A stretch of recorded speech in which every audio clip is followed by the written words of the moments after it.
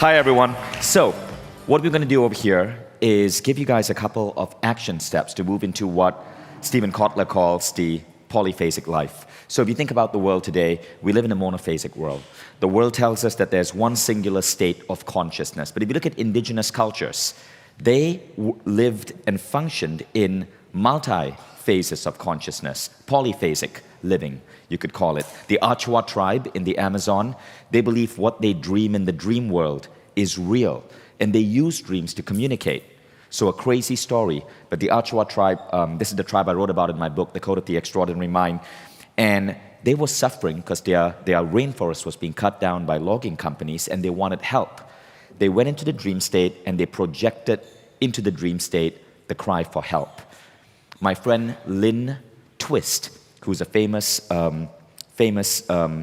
NGO leader, non-government organization. She had started an organization that was feeding millions of people, and she had kind of completed that, and she was looking for new things to do, and she would wake up every day with dreams of these indigenous people with red paint on their face.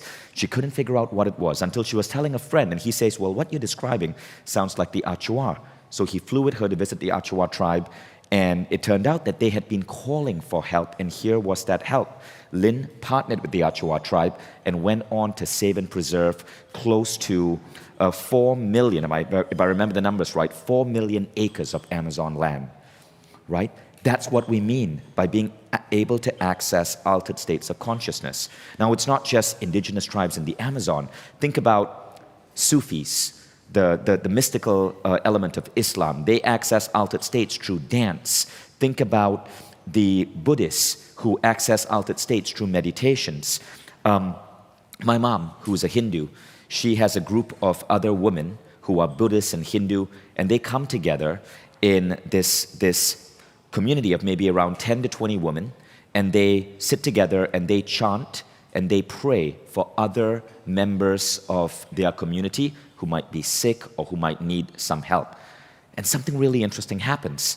Within days, these people start experiencing healings, or they start seeing elements of their health shift. Again, this is accessing those altered states, but the modern Western world tells us that this is not true. I was interviewing Stephen Kotler. He says it started with the French Enlightenment. I mean, it was an amazing aspect when we came out of the Dark Ages and the Renaissance emerged. But with that focus on science, somehow we forgot to remember that our ancestors had access to these consciousness technologies in really remarkable ways that we did not bring into the modern world. So the goal here, and the goal of AFES here, is to teach you guys the idea, the model of reality, that you can live a far more limitless life when you get to access these altered states of consciousness. How many of you here would like to start bringing this into your life immediately? So what I'm going to talk about is the state that I'm most familiar with. See, one of the interesting things about states of consciousness is we all experience them in our own way, right? So what a Sufi is experiencing is different from what a Tibetan monk is different from what I might experience at 40 years of Zen, or you might experience during your meditation. We still haven't figured out how to map and collaborate and label all of these states. So sometimes we talk about the same state, but we have different labels. Just the state of flow itself has been called by many different terms, from mojo to flow to state of limitless. Now, the state that I'm most obsessed with is this. I call it the state of limitless. And I've been talking about this for almost 9 years. Now, let me try to define it. It's a mental state of mind in which you are pulled forward by big goals, yet happy where you are now. It creates a feeling of growth and a feeling of being lucky. So let me define that again, okay? The state of limitless is the state where you have crazy visions for yourself and the world. Crazy visions for how you want to grow, for how you want to improve the world, for how you want to leave the world better off for humanity. And they're not coming from the ego. These visions are not about, oh, I want to get $1 million saved in my bank account or buy a flashy car. Often the visions are about pushing humanity forward. It's less ego, it's more us, more we. But at the same time, your happiness isn't tied to that vision. Your happiness is untangled from the vision. You're happy in the now while still moving towards a vision. Now, there's some interesting things about this quality of the state of limitless, which I tried to map and label because I felt this, my students felt this. The first is a sense of connectedness. Tribe, community, connectedness become really, really, really important to you. If you run a company, you care about your employees. The state of joy, the friendships within your company matter. You like events like A-Fest because you get to connect. Wim Hof said it at the pool today. He said something along the lines of, it's no longer about individuality, it's about us. It's about us coming together. That's one thing that you start to feel in this state. Human connection is really, really, really important. It's less about the ego. But that level of connectedness also extends to all life. You start caring about the environment. You care about the fact that 10 to 15 species are going extinct every week in the world today, and you want to do something about it. You sign up for Give Back Day. You're like Rebecca. Rebecca is one of those people who just has this huge sense of connectedness. Now, the second thing is you're tapped into intuition. You feel an impulse. You feel a gut reaction. You sometimes wake up in the middle of the morning and you instantly have an idea. How many of you have experienced this? In the morning or while you're showering, these ideas flood your brain. That's intuition. Intuition can be a powerful thing. Our modern world sometimes tells us to shut it off. Or 10 years ago, you couldn't talk about psychic potential. You'd be considered a wacko. And there were indeed lots of psychics who were scam artists. Today, I believe the idea that we all have psychic potential within us and that we can apply it to business is becoming more and more real. Newark College of Engineering did a study. The professor's name was John Mihalaski. He put CEOs through ESP test to test their psychic potential. They found a correlation. CEOs who had higher psychic potential on these tests were the same CEOs who were creating the biggest rises in profitability for their companies. So I believe this is going to be another big field of study. But when you're in that state of limitless, you have that potential. You are drawn to people or repulsed by some people. You are drawn to ideas and you instantly sometimes know what not to focus on. It's as if you have this inner guidance system. Now the third is this. Inspiration drives your intention. You sometimes have difficulty with traditional goal setting because you have started to awaken to the fact that when you do traditional goal setting, you're sometimes chasing the goals that society has said you have to chase. But when you're listening to your heart and your intuition, you're chasing the goals that your soul or a greater power want you to chase. And therefore, you tend to be more dead on. You don't go all the way to achieve something only to realize that you're still miserable because you were chasing something that your parents told you had to do or society told you had to do. Here's a classic example in America. America has 5% of the world's population, 70% of the world's lawyers. And the reason for that is because since the 80s, through shows like Ally McBeal and LA Law, law has been glamorized in the US. Law right now is the highest starting salary. If you come out as a lawyer from graduate school, highest starting salary, $75K in America. But here's where it gets crazy. Numerous studies show that 50% of lawyers are clinically depressed.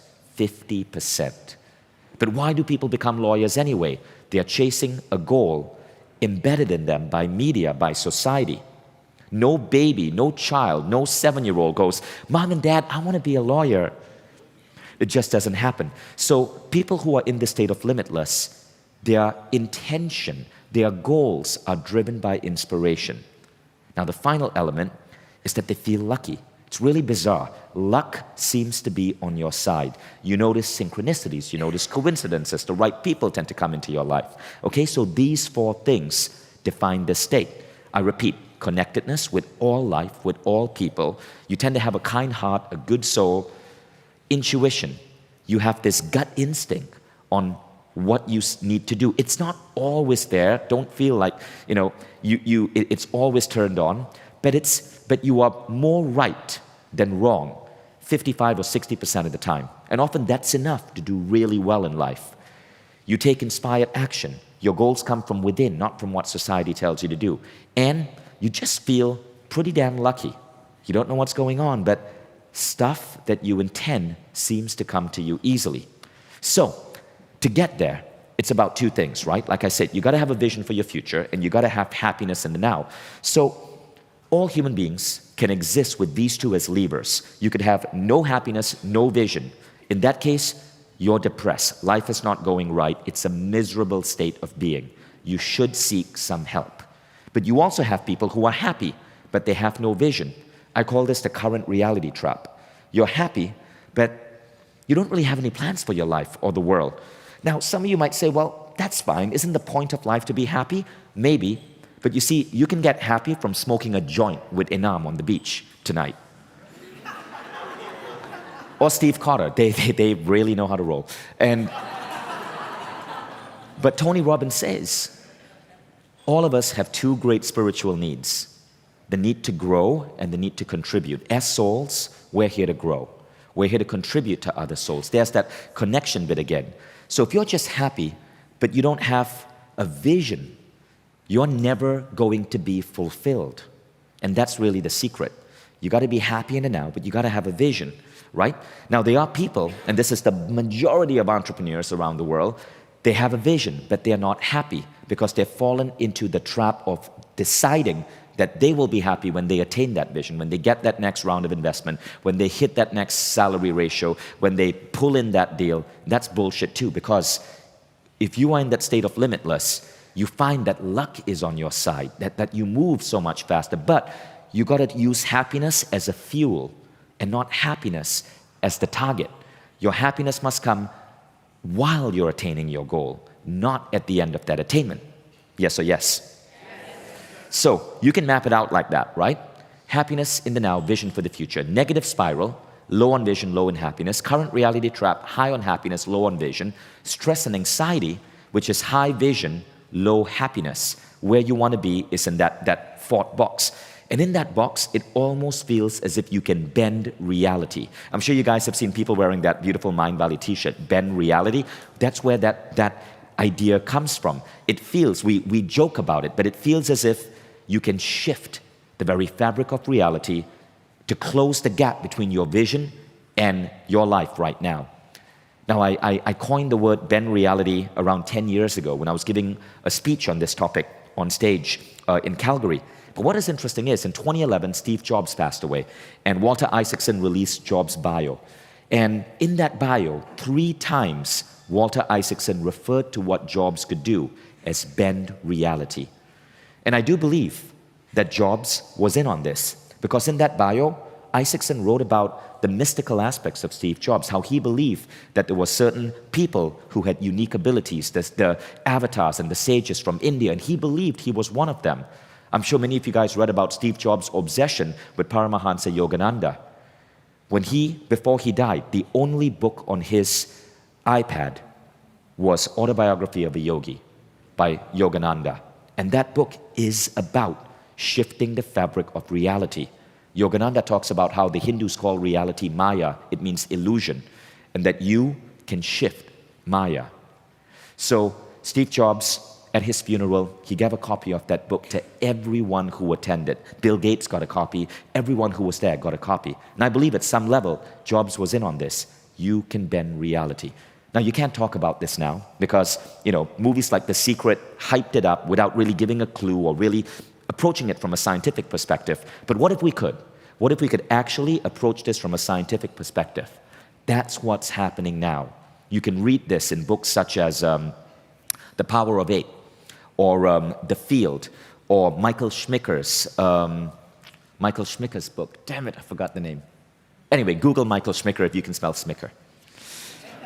But it's becoming more and more and more commonplace to talk about this. Right now, I only talk about this with an AFES audience. When I'm giving a corporate speech, I still don't because, regular corporations don't really buy into this yet. But this is how we run Mindvalley. This is how I function in my life. Now, I want to give you some tools to get you there, okay? Now, the first is called the 6-phase meditation.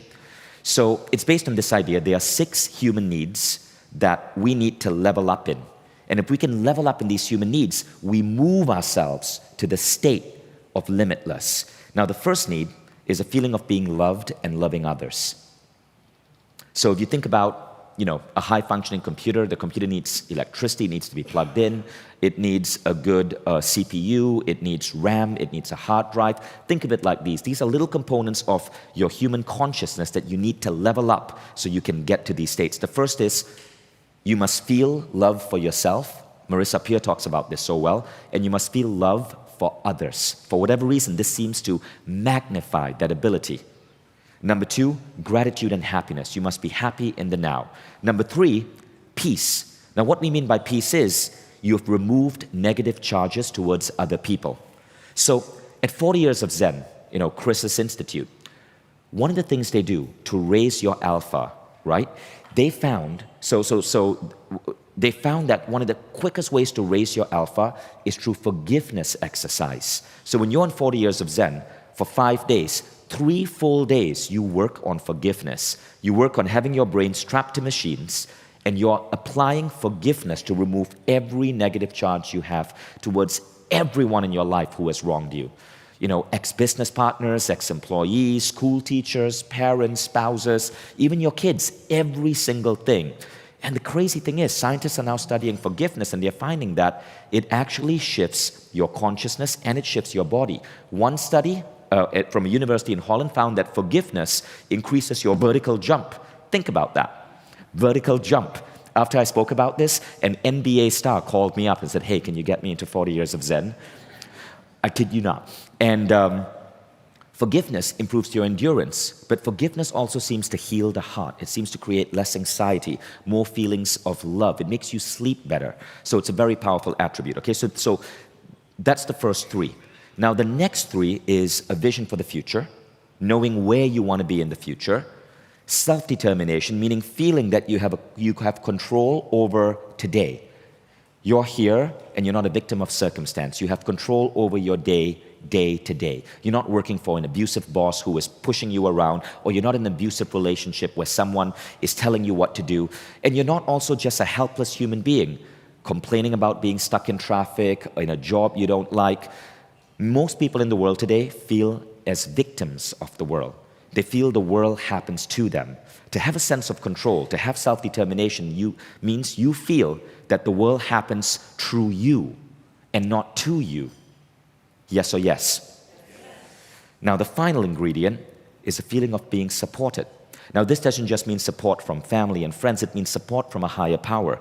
It's why in many of the protocols, even protocol scientists are developing, you end your intention, you end your forgiveness ritual with talking or seeking support from guides, from God, from Jesus, from whatever you believe in. Now, if this was a computer game and we were characters in a computer game, it should look like this. You are high on all of these 6 qualities. But actually, as you go through life, you deplete in these qualities. And so the trick is, how do you stay at top level on these qualities? So what I developed over the last couple of years is a meditation protocol, which is basically not a meditation protocol. I have to call it meditation for lack of better words. You see, meditation has become a catch-all phrase, but the problem with meditation is that most meditation thought today, I believe, is woefully inadequate and not very powerful. It's about breathing in, breathing out, clearing your mind, focusing on your breath. And yes, there are benefits to that, right? But it's not just that. We forget that when we go into these states of mind, you can do more than just be peaceful. You can use that mind to solve problems, to practice gratitude, to connect with the universe, to tap into psychic potential, to heal. So when you talk about that, you're talking about what you would call dynamic or active meditation. So I developed the 6th phase as an active meditation. You do not have to clear your mind. You do not get bored. Rather, your mind is working on solving problems and leveling you up in all of these 6 phases. So again, okay, the 6 phases are feeling of being loved and loving others, gratitude and happiness, peace, a vision for the future, self-determination, feeling support. Now, in the 6-phase meditation, you actually go through very rapid fire, 2 minutes each, a leveling up protocol for each of these 6 phases. We call these protocols transcendent practices. A transcendent practice is any practice where you step out of the physical world, you go inside yourself, and you work on something. Creative visualization is a transcendent practice. Healing, energy healing is a transcendent practice. Acupuncture, Reiki, but also forgiveness, gratitude. These are all transcendent practices. So all we did is, I looked at the 6 top ones, and I put this in the 6 phase. Now remember earlier I spoke about how you need to be happy, yet have a vision for the future? This is actually what the 6 phase is doing. The first 3 in that yellow border actually level up feelings of happiness. See, happiness doesn't just mean you're joyful. That's what gratitude does. It means you're free of negative charges. It means you're feeling love. That's why there are 3 different dimensions to leveling up happiness. Now the next is leveling up your vision for the future. And that is vision for the future, which is 3 to 10 years. Self-determination today, which is today my day is gonna fucking rock. And it's finally feeling support. And this means that I know that I'm supported, universe has my back, and I can move throughout the day with luck on my side. Okay, so what I'm gonna do is, I'm gonna guide you through the 6 phase, if you guys haven't done it before, but since the 6 phase is a protocol that takes some development, before you leave AFES, we're actually going to, for free, give you a program to train you up on this. How many of you here have done the 6 phase before? Excellent. And how many of you here do it every day when you wake up? Awesome. So the more you do it, the better and better and better it gets. Okay, so that's one protocol that you will leave with. You will leave with a 6 phase training. It's an 8-day training. Again, it's completely free. You'll get to take it on Mindvalley Quest app. I'll give you access to it in a moment. Now let me tell you about the second protocol, right? That's 40 years of Zen. So 6 phase, you can learn it on your own, and it creates build-up.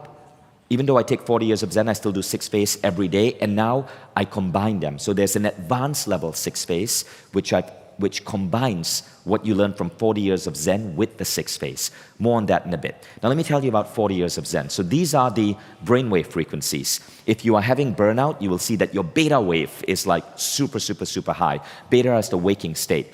Alpha is the state of creativity. Around 10% of the people function really well in waking alpha. They tend to be artists, they tend to be creators, they tend to be people who often feel lucky. Waking theta is the state that is often associated with sleep. So I've seen Dave Asprey train on waking theta. He starts drifting off into sleep, but ideas come to you. Now, delta is the most interesting one. About 1% of the population, when we test them at 40 years of Zen, they have waking delta. What they have found with waking delta is that these people have a high ability to create coincidences or create luck. They tend to be crazy influential. They tend to be billionaires.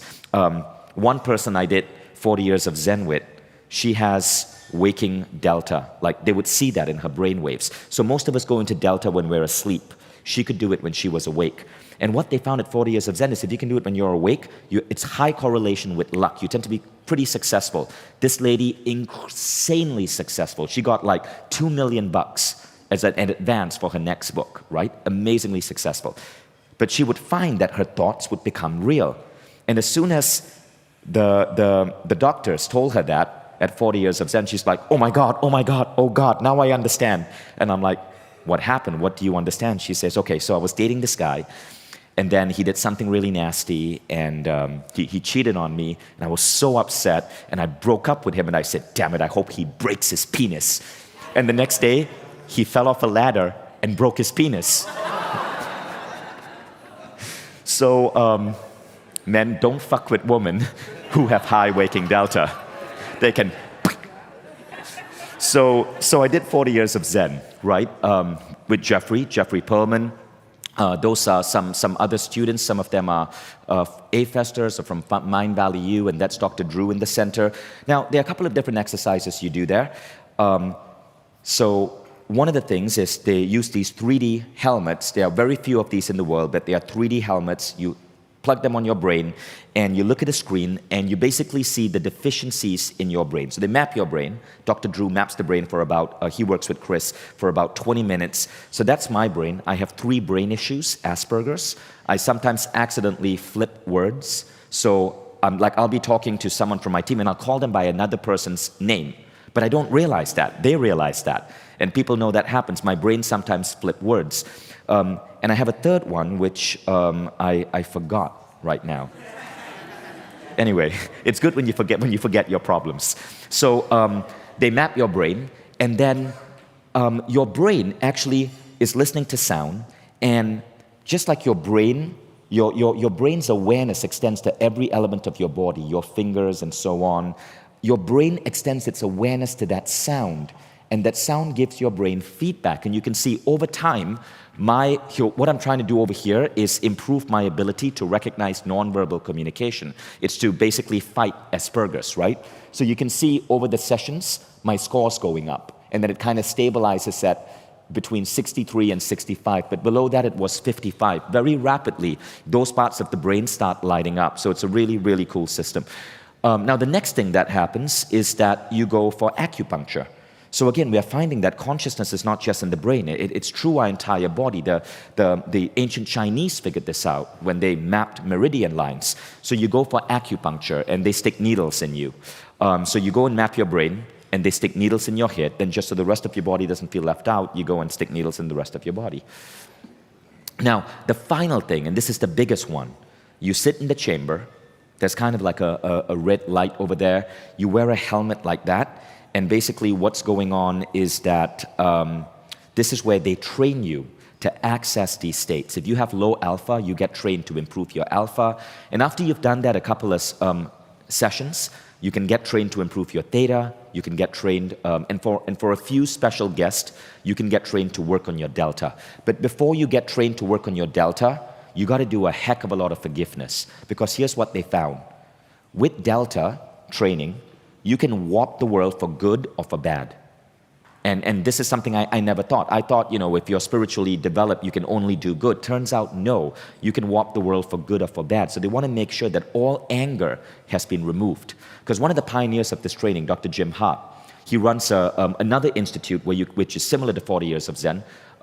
It's called Biocybernaut. It's in Victoria. Now, I've done both, and I honestly believe 40 Years of Zen is significantly better. But Jim Hart found that, he told me, you could train people to be Luke Skywalker, or you could train people to be Darth Vader. And I've trained a few Darth Vaders, and I never want to do it again. So forgiveness is so important. All anger, all hate must disappear. So again, that's a map of my brain. I have gifts in certain areas, deficiencies in certain areas. When I'm working, my beta can go through the roof, and then I feel stress. But I'm training myself now to detect it and then slow it down. So when my beta's going up, I actually feel this pain in my heart area right here. And as soon as I feel it, now I've triggered that in my body. As soon as I feel it, I know my brain is going into less efficient functioning. And so I do protocols to lower that pain. Now, theta, I fall asleep. But delta, delta like fires me up. So I have really off the charts waking delta. And so when I learned that at 40 Years of Zen, I started developing protocols where I could use that waking delta to create coincidences. So now, the way I meditate, the way I work is very different. Everything I do, I go into delta, and I work on the energy of it. Now, when you're working in delta, you cannot do creative visualization. Creative visualization slows down delta, brings up alpha. So when you're working in delta, you go straight into emotions and feelings and energy. You feel energy, you tap into energy, you play with energy. For example, before giving a speech, I'll spend 20 seconds going into delta and feeling the energy of the speech and the room, and I'll see little black spots where the energy is off, and then I patch it up with light. And that's how I function in my life right now. Everything I create starts by tapping into these access states, working with the energy.